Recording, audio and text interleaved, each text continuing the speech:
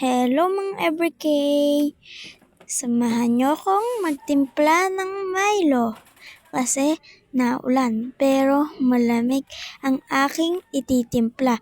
Siyempre, inom muna tayo bago magtimpla.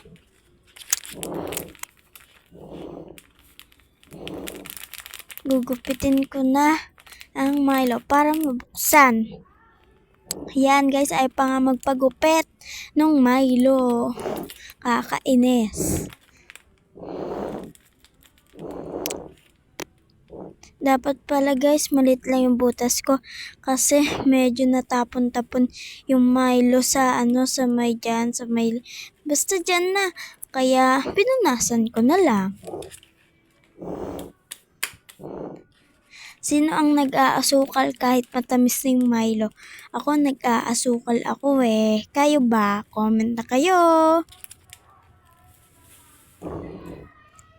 Ayan guys, kinuha ko na yung asukal. Isa. Ay, hindi pa pala.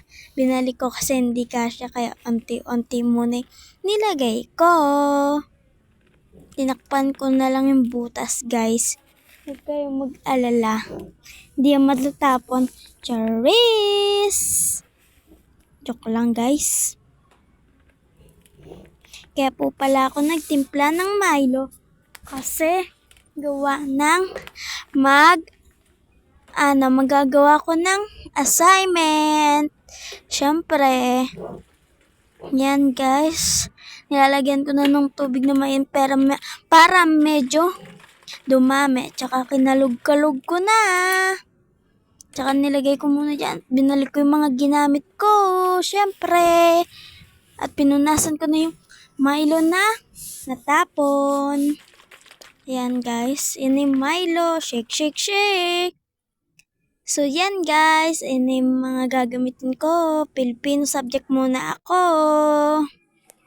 Yan nga yung sasagutan namin sa may papel. Tapos tanyo guys, nabutan na ako ng dilim.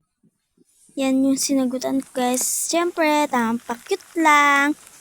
Kain muna tayo. Yan guys, yung Milo, konti na lang. Yan o guys, tampak-cute na naman ang ate mo. Ayan guys. Ayan guys, eggshell yan. Lalagay ko yan sa project ko. Yan guys, oh. Tapos, ayan, kumain na kami. Ang ulam namin ay ham.